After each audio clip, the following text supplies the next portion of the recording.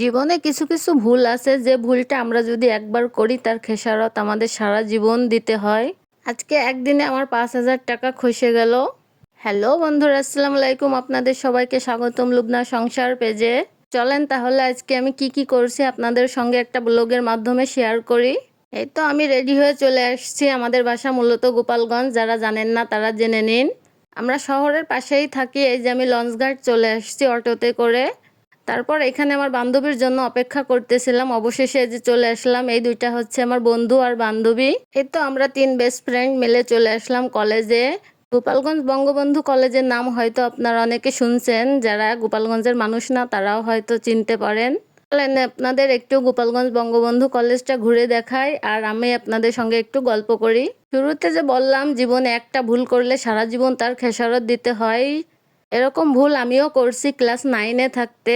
তখন ভুল করছিলাম সায়েন্স নিয়ে লেখাপড়া করতেছিলাম, সেই কারণে ভুল করছি। সায়েন্স নিয়ে লেখাপড়া করে আমার জীবনটা অর্ধেকই শেষ। সব থেকে বড় ভুল করছি আমি অনার্সে ম্যাথমেটিক্স সাবজেক্ট নিয়ে, মানে গণিতে অনার্স করছি। এটাই আমার জীবনের সব থেকে বড় ভুল। 18 সাল থেকে এই যে আপনার 24 সাল পর্যন্ত অনার্স করছি। এরপরে হচ্ছে এখন মাস্টার্সে ভর্তি হয়েছি। গেছিলাম মাস্টার্সে ফর্ম ফিল আপ করতে, এই জন্য শুরুতে বলছিলাম আমার একদিনে 5,000 টাকা খসে গেল। ভর্তির সময় ওরকম 5,000 টাকার মতো লাগছে, এখনও 5,000 টাকা লাগলো। আসলে অন্যান্য ডিপার্টমেন্ট থেকে ম্যাথ ডিপার্টমেন্টে একটু ফর্ম ফিল আপ ভর্তি সবকিছুর একটু দাম বেশি। দাম বেশি বলতে একটু বেশি টাকা দিয়ে করা লাগে, তাই আর কি বললাম। ভালো বন্ধু হলে একটা বন্ধুই যথেষ্ট। এই যে দেখেন আমার বন্ধু, এ কিন্তু আমাদের 3 জনের কাগজপাতি সব কমপ্লিট করে রাখছে। ওই ফর্ম ফিল আপ করছে, আমরা শুধু জমা দিতে আসছি। আসলে বিয়ে হয়ে গেলে লেখাপড়া করা অনেক কষ্ট, আর সায়েন্স নিয়ে বা আপনার এই যে ম্যাথে অনার্স করা আরও বেশি কষ্ট, কারণ আমাদের সবসময় আপনার প্রাইভেট পড়তে হয়েছে। এই তো আপনাদের সঙ্গে গল্প করতে করতে আমাদের জমা দেওয়া শেষ। এখন ডিপার্টমেন্ট থেকে এই যে আমরা চলে আসলাম। তারপর গেছিলাম পাচুড়ে আমার বান্ধবীর ওই এক ব্যাগ বই একজন নিছিল, তার কাছ থেকে আনতে। আমরা কিন্তু প্রচুর লেভেলের খাদক, আমাদের কিছু না খেলে চলেই না, তাই চলে আসলাম খাওয়া দাওয়া করতে।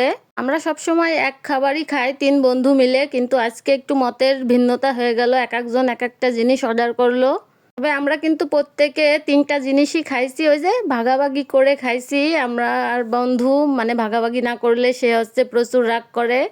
এই তো আমরা খাওয়া দাওয়া শেষ করে অবশেষে তারপরে আপনাদের থেকেও বিদায় নিতে চলে আসলাম। বন্ধুদের কাছ থেকে বিদায় নিয়ে আমি চলে আসলাম। ওই যে রাস্তার ওই পাশে দেখতেছেন গোপালগঞ্জ লেক পার্ক, ওইটা একদিন আপনাদের ঘুরে দেখাবো আমি একটা ব্লগ ভিডিওর মাধ্যমে। ভিডিও বেশি বড় হলে কেউ দেখতে চায় না। আজ এ পর্যন্ত, সবাই ভালো থাকবেন, আল্লাহ হাফেজ। আর আমার ভিডিও ভালো লাগলে সবাই একটু সাবস্ক্রাইব আর ফলো দিয়ে রাখবেন।